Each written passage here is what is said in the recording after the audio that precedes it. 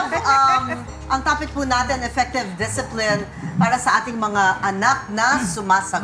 Mahilig sumagot. Kaya, Patalikod. of course, Patalikod. Patalikod. Yung Parang nakatalikod hindi na. ganun Pero nasa harapan na rin. Pwede na rin sa harapan. din. Okay. Harapan We din. have our guest, Dr. Mary Glo Vicente. Welcome back to Good Rise and morning. Shine. Good morning. Good morning. Hello, good morning. Okay. Good morning. Ano ang mga dahilan kung bakit ganyan ang mga kabataan ngayon?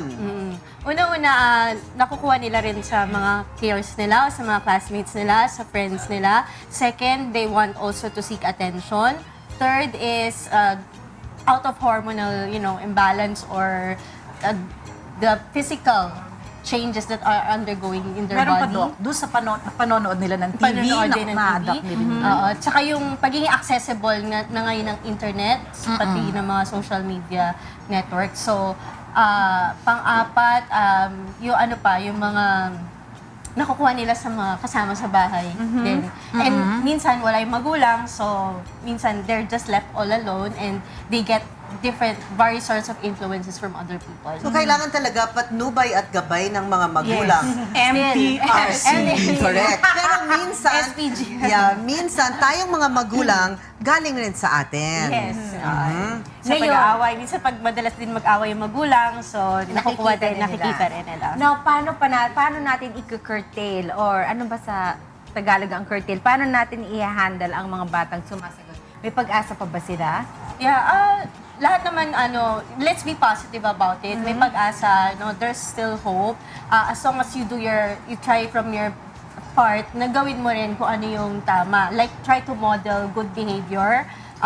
Try to model good behavior, try to- girls. Yes, try to model it ourselves and, coming from the parents themselves, kailangan ipakita rin nila and explain nila and actually i-demonstrate nila kung ano yung tamang pagsagot or yung in a respectful manner. Yes, Paano alam mo, kung medyo talagang mahirap, no? kung talagang matigas ang ulo, ayaw makinig sa'yo, ganun pa din, anong gagawin mo? Yeah, you have to be consistent. Kasi ang type ng parenting kasi, meron niyang apat, di ba?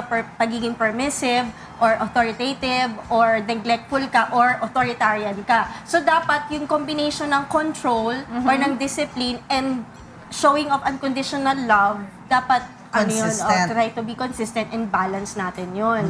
Na hindi natin sila hahayaan na i-overpower nila tayo or mag-ego trip sila and hahayaan na lang natin sila na back talk or mag-disrespect Minsan, sa Doc, atin. kasi ang nangyayari, like me, I'm guilty, no? Yes. Yung sinasabi ko, hindi ko naman ginagawa. You don't Diba? practice what you preach. Yes. Meron tayong Walk the sample. talk, right? Meron tayong sample, Doc, ng mga common back Yes. talks. Katulad na lang pagka, halimbawa, ito, partner, mas Oh, bagay sige, sa'yo. kunyari. Ikaw ang salita, ikaw ang Okay. salita, partner bagay sa'yo Ayan, ito. bakit?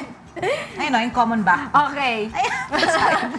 Okay, okay, Hinala. Jenny. Okay, tomorrow I want you to study your lessons. Okay, no TV for 3 hours until you do your homework. You have to take a bath right away. Why? No muna!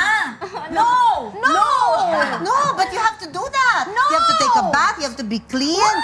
Yan! Yes, so you have to learn. You have to learn your lessons. No! You don't want to have a good job when you grow up. Why? I don't care! Ang galing! Sabi ko, bagay sa'yo eh. Diba? Bagay na bagay. And then, ang usual Bakit na sa dito? Oh, bagay. Ang galing kasi mag-acting ni Magaling talaga yan yung Marte. Ganyan na kasi si Nala eh. It's unfair. Basta pag ayaw nila, di ba? No. It's unfair. No. I don't care. Yan ang usual na Pero remarks mahirap nila rin, of ngayon. course, kasi like kami, nagtatrabaho, nakakapagod, di ba? Pagod kami. When they speak back, minsan, we also speak back Yes. nagagalit lang tayo. But kailangan siguro we also have to be more patient, Yes. di ba? Yung Madaming anger din kasi, explanation. mahirap yung magsama nga yung, and magkasabay pa kayo na Parehong yung frustrations, galit. Wag mo anger. sabayan. Yes, wag mo rin sabayan. And maganda may time out, space for each other. Kung talagang, kasi minsan nagre-rebel din the child will tend to rebel if patuloy yung ganong klaseng conversation. So, ang maganda doon, may time out and then rephrase the rude remarks. So, paano dapat rephrase. paano niya dapat isabihin in Pag-usapan. such a constructive, Yes. proper way proper manner. So, reminders din na I'm your mom, you're still talking to your mom, you're still talking to your dad. We demand respect, from you. So, yung limitations ng pagsagot nila, dapat nandun. And, kunin din yung reasoning ng bata. Bakit niya sinasabi yun? Or galit ka ba? Are you mad at me? Or did someone make you angry today? Or did something made you frustrated? So makakausap pa namin sila in a calm way. Yes. Calmer Oo, way. pwede. Pwede Siguro ba? if we are calm, Lalo na kung alam mo, bababa rin sila. Yes, and kung alam mo malakas talaga yung personality ng anak mo and nandun na nga sila sa stage na gusto nilang maging independent and at the same time, very emotional din sila. So, because of this hormonal changes in the body. So, dapat nandun na agad na makondisyon mo yung sarili mo, yung understanding, dapat nandun na rin. At the same time, yung control. May sinabi Level ka of daw, control. hormonal changes in the body ng bata? Yes. Lalo na kung they're going into adolescent stage. So, it affects also malakas ang yung sense of pag-iisip. emotional, emotional Meron ding mga ugali ang bata kapag inutusan mo. Yan sila Abby. Pero anak ko, Hindi, si David. Oh, si Pag David. inutusan mo, okay, mamaya na. Later. Lagyan mo ng 5 time. minutes. Lagyan mo ng time. Yeah, madaming Oo. 5 minutes. Diba, 5 ayos minutes? naman sinasabi. Or pwedeng Oo sabihin nga. mo, kasi if you don't do this, what will happen? We will not eat. Or nga. how about your brother or your sister? What will happen to the room, for example, if you will not do that? So, Meron so pa nga yun- ganito So, eh. kailangan may, Yes. ito ang effect. Yes, Oo, ito yung meron cause pang and ganito. effect. Anak, maligo ka na. Agad-agad. May sagot agad sila, no? Meron talaga yung sasagot. Tired! So tired! Di ka pa nga ako mabangon eh. I'm so tired! Kayo mga ganong So, sagot. parang rin, yung consequence, you have to explain to them, anong consequence? So, pag di mo That's ginawa good. yan, so anong mangyayari sa'yo? So, mangangamoy ka, or Correct. paano yung mga kasama mo, iiwasan ka nila, yung ganon, di ba? So, kailangan Madalas yung madaming explanation. Oo, maraming tatamad. Yung mga cause and Wala effect. ka na kasing pasensya mag-explain. Oo nga, Paano ba yun? nakakapagod. Busy ka pa. Yeah, Ang dami mong sometimes you have to ginagawa. detach yourself. May pinag-uupo. Sometimes you have to detach emotionally yourself Yeah, para hindi ka magluluto pa. ma-frustrate and magalit agad. Kasi alam mo na ganito yung ugali ng anak mo at pag nakita kayo, pwedeng magsabog kayo or things will explode.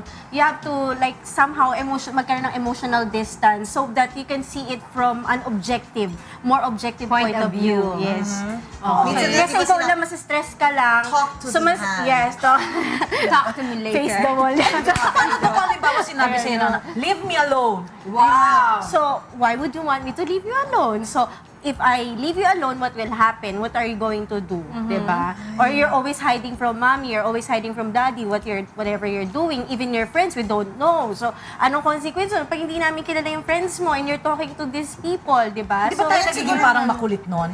Hindi, kaya nga, Habang we magandang have to tanong. rationalize.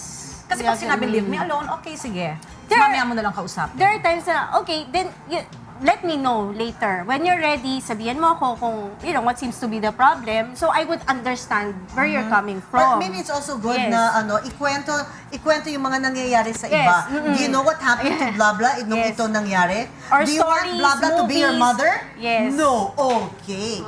Talk from a perspective na kung ano yung mag-a-appeal sa kanila, like from the movies, yung mga latest na Yes. movies, Ayan, yung mga maganda movies idea na yan. gusto nila, or yung mga O, ano napapanood yung sa YouTube, lessons. lesson stories na mas Use makaka-relate Frozen. sila.